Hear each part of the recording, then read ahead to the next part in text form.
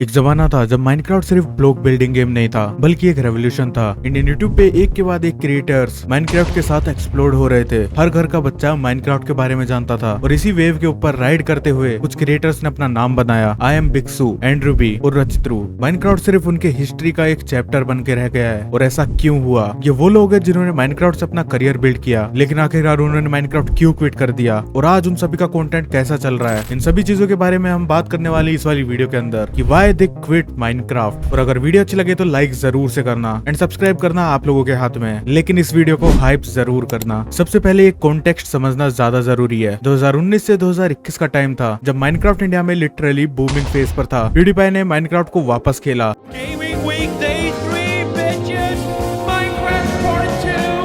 Oh, heck yeah! Dream SMP ने दुनिया भर में हाइप क्रिएट की और इंडिया में हीरो ब्रांड SMP जैसे कोलैबोरेशंस ने पूरा एक इकोसिस्टम बनाया। हर क्रिएटर एक SMP ज्वाइन करता था, हर वीडियो मिलियंस व्यूज ले रहे थे और ऑडियंस को लगता था कि ये क्रेज कभी खत्म नहीं होगा। लेकिन जैसे हर एक ट्रेंड सैचुरेशन पॉइंट पर आ जाता है, वैसे ही माइनक्राफ्ट का भी आया। कंटेंट रिपीटेटिव लगने लगा, हर SMP एक ही जैसे लगने लगी। बिल्ड्स, फाइट्स, प्रैंक्स और ऑडियंस को फ्रेशनेस चाहिए थी। यहाँ से क्रिएटर्स के सामने एक बड़ा क्वेश्चन आया, क्या हमेशा माइनक्राफ्ट खेलना सही है या नई चीजें भी ट्राई करना चाहिए। एंड उसी के बाद ये रेवोल्यूशन इन कुछ 3 क्रिएटर्स के अंदर देखने को मिला। वैसे क्रिएटर्स तो काफी है जिनके अंदर ये रेवोल्यूशन देखने को मिला, लेकिन अभी मेरी टॉप लिस्ट के अंदर ये 3 क्रिएटर हैं। अगर तुम लोगों को और क्रिएटर के नाम जानने हैं तो कमेंट करके जरूर से बताना। इस वीडियो का पार्ट 2 जरूर आएगा। If you hit 500 comment on this video, I am बिक्सू। How are you?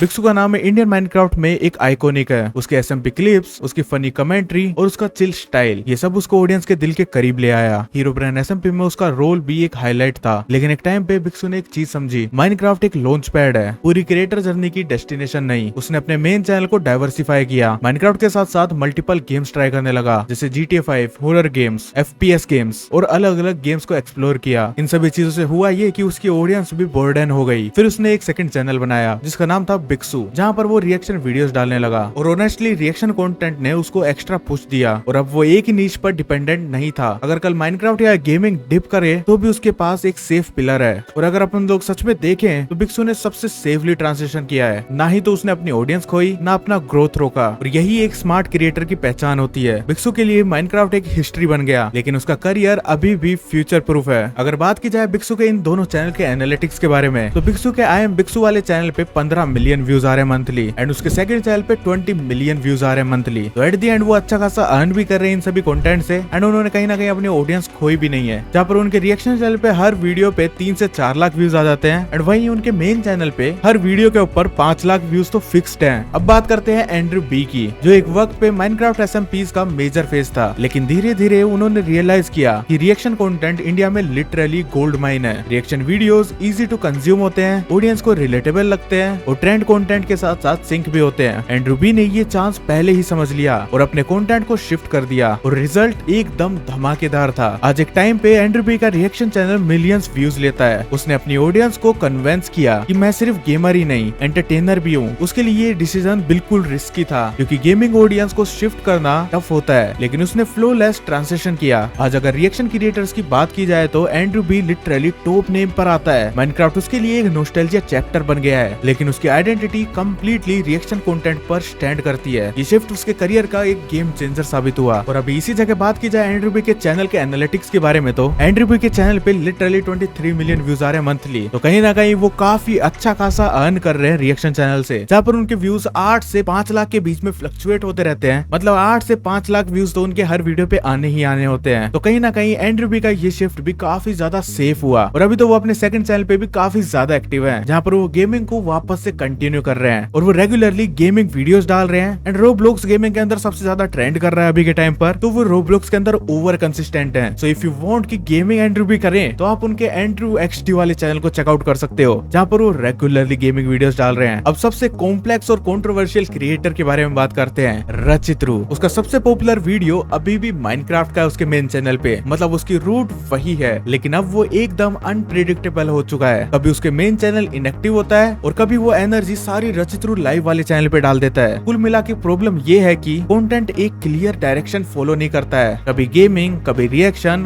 कभी एक्सपेरिमेंट। लेकिन रचित्रू के एक्सपेरिमेंट्स एक्स्ट्रा ऑर्डिनरी होते जा रहे हैं। जैसे कबड्डी स्ट्रीम, एक क्रिएटर ने इंडिविजुअल लेवल पे इतना बड़ा इवेंट करवाया जिसमें इंडिया के टॉप क्रिएटर्स भी आए और ये आइडिया एकदम इंसेन था। फिर उन्होंने करी रैकाथॉन, 30 दिन तक नॉन स्टॉप लाइव स्ट्रीम। ये एक वर्ल्ड क्लास कॉन्सेप्ट था। अगर ये कंटेंट अमेरिका या यूरोप में होता तो शायद millions of views main stream पर कवरेज मिलते, लेकिन इंडिया में एक्सपेरिमेंटल फॉर्मेट को उतना पूछा नहीं जाता जितना उनको मिलना चाहिए। और हाँ, उसके चाइना वाली सीरीज भी एक कमबैक अटेम्प्ट था। उसने वापस अपने मेन चैनल को एक्टिव किया और थोड़ा मोमेंटम गेन किया। लेकिन सच ये है कि अभी भी उसका कंटेंट एक मैस लगता है। एक क्लियर आइडेंटिटी मिसिंग हो रही है अभी भी रचित्रू की। लेकिन एक बात पक्की है, रचित्रू एक रिस्क टेकर है। जहाँ बिक्सू सेफ खेलता है और एंड्रू भी परफेक्ट ट्रांजिशन करता है, वहीं रचित्रू वाइल्ड कार्ड है। अगर उसने एक सॉलिड फॉर्मेट लॉक कर दिया तो वो लिटरली इंडिया का इनसेन कंटेंट क्रिएटर बन सकता है, because he is doing everything on his channels. अगर तुम्हें व्लॉगिंग चाहिए तो तुम्हें व्लॉगिंग मिलेगी, अगर तुम्हें प्रैंक्स चाहिए तो प्रैंक्स मिलेंगे, और अगर तुम्हें फॉरेन वाली वाइब एक इंडियन कंटेंट क्रिएटर में चाहिए तो वो भी तुमको रचित्रू के अंदर मिलेगी। और मैं अभी भी शौक हूँ उसकी बर्थडे वाली स्ट्रीम देखकर। दैट वाज इनसेन भाई, जहाँ पर इतने सारे कंटेंट क्रिएटर्स आए, इतने सारे मैचेस हुए, इतने सारी चीजें हुई उसकी स्ट्रीम में, एंड वो मेरे को one of the best stream लगती है भाई रचित्रू की। So he is literally a risk taker, and ये रिस्क कहीं ना कहीं रंग लाएगा कभी ना कभी। तो अभी के लिए देखा जाए तो रचित्रू का चैनल काफी ज्यादा डाउन है। रचित्रू के मेन चैनल के एनालिटिक्स की बात की जाए तो उसके 3.3 मिलियन सिर्फ मंथली व्यूज आ रहे हैं, और वहीं उसके सेकंड चैनल रचित्रू लाइव की बात की जाए तो 7.7 मिलियन व्यूज आ रहे मंथली, जहाँ पर उन्हें ओनली 3000 सब्सक्राइबर्स गेन हुए, एंड वो भी 15 वीडियो डालने के बाद। अगर उनके एवरेज व्यूज देखे जाए तो उन्हें 30 से 50 हजार व्यूज एवरेज आते हैं, जो कि उनके कहीं नहीं जाते। और अगर उनके मेन चैनल के एवरेज व्यूज की बात की जाए तो उन्होंने लास्ट वीडियो 1 महीने पहले डाली थी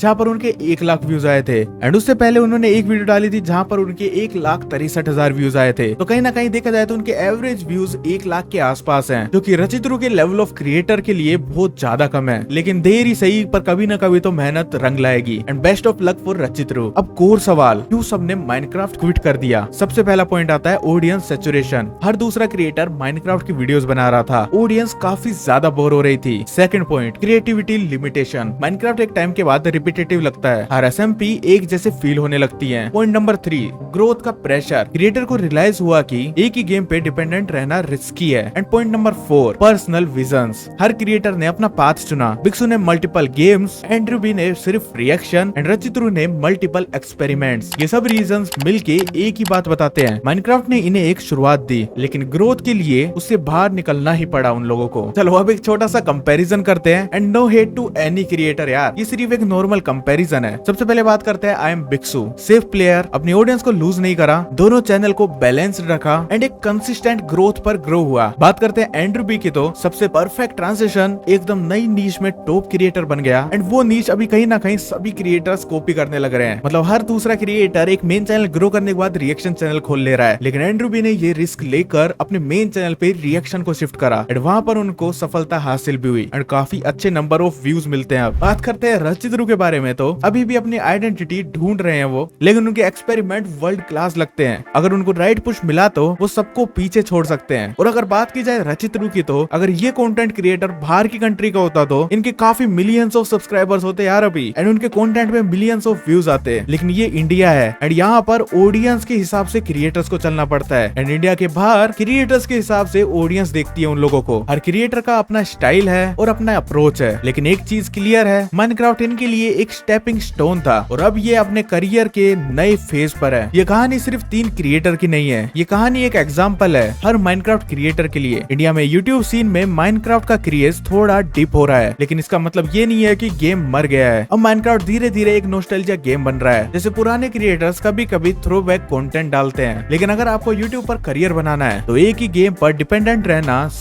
है। ऑडियंस को वैरायटी चाहिए होती है, और क्रिएटर्स को अपना विजन एक्सपेंड करना पड़ता है, और यही एंड्रू बी, बिक्सू एंड रचित्रू ने समझ लिया। तो ये थी कहानी उन क्रिएटर्स की जो माइनक्राफ्ट के बिना शायद एग्जिस्ट ही नहीं करते। माइनक्राफ्ट ने उन्हें एक स्टेज दिया, नाम दिया और एक लॉयल ऑडियंस दी, लेकिन माइनक्राफ्ट के बाहर निकल कर ही उन्होंने अपनी रियल जर्नी स्टार्ट करी। बिक्सू ने अपने आप को सेफ प्लेयर बनाया, एंड्रू बी ने अपना करियर रीडिफाइन किया, और रचित्रू अभी भी अपना अल्टीमेट विजन ढूंढ रहा है। चलो एक सवाल मैं आप लोगों पर छोड़ के जाता हूँ, आपको क्या लगता है इन तीनों में सबसे बड़ा स्टार कौन बनेगा? बिक्सू का सेफ प्ले, एंड्रूबी का परफेक्ट शिफ्ट या रचिद्रू का वाइल्ड एक्सपेरिमेंट्स? कमेंट में जरूर से बताना, क्योंकि मैं सभी कमेंट्स पढ़ता हूँ। एंड कैसी लगी आपको ये वाली वीडियो, ये भी कमेंट करके जरूर से बताना। एंड यही 3 क्रिएटर्स नहीं है, काफी सारे क्रिएटर्स हैं जो कि माइनक्राफ्ट से ग्रो होने के बाद अपने कंटेंट को शिफ्ट करना स्टार्ट कर दिए। अगर तुम लोगों को मालूम है तो कमेंट करके जरूर से बताना अगले 3 क्रिएटर जिनके बारे में मैं पार्ट 2 वीडियो बनाऊं। एंड 500 कमेंट अगर इस वीडियो पे हो गए तो पार्ट 2 जरूर से आएगा। मैं चलता हूँ एक और ब्रांड न्यू वीडियो बनाने के लिए, तब तक के बाद episode take care, sayonara, stay healthy and stay safe. मजा आए तो सब्सक्राइब जरूर से करना।